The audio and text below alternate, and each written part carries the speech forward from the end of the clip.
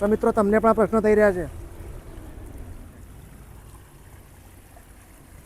મયુરભાઈ આ શું વળી નવો લઈને આવ્યા તમે? તો મિત્રો તમને પણ આ પ્રશ્ન થાય છે?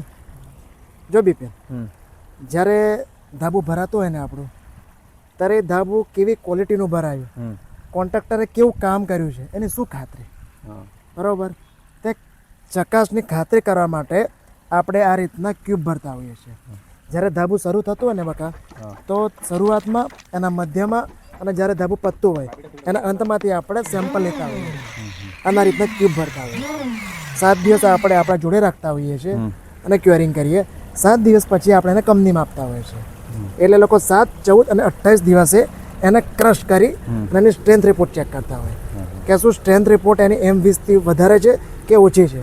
એના પરથી આપણને ખ્યાલ આવશે કે ધાબાની ગુણવત્તા કેવી છે.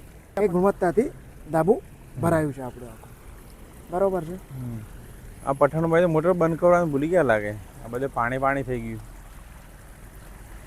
આ પઠાણભાઈ ભૂલી નથી ગયા બિપિન.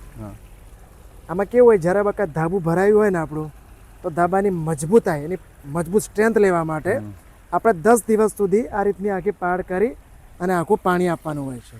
હવે તમે વારે વારે પાણી આપો તો એ તો સુકાઈ જાય. એટલે આ રીતની પાડ કરીને આખું પાણી ભરી દેવાનું હોય છે. એટલે 10 થી 12 દિવસ સુધી આ પાણી રાખવાનું હોય છે. પછી આપણે નીચે ધાબુ ખોલવાનું હોય છે, જેથી કરી એની સ્ટ્રેન્થ M20 કરતાં વધારે મળે અને વર્ષો સુધી તમારે ધાબુ અને મજબૂતાઈ જોઈ ના પડે. એટલા માટે આ બિપિન પાણી ભરે.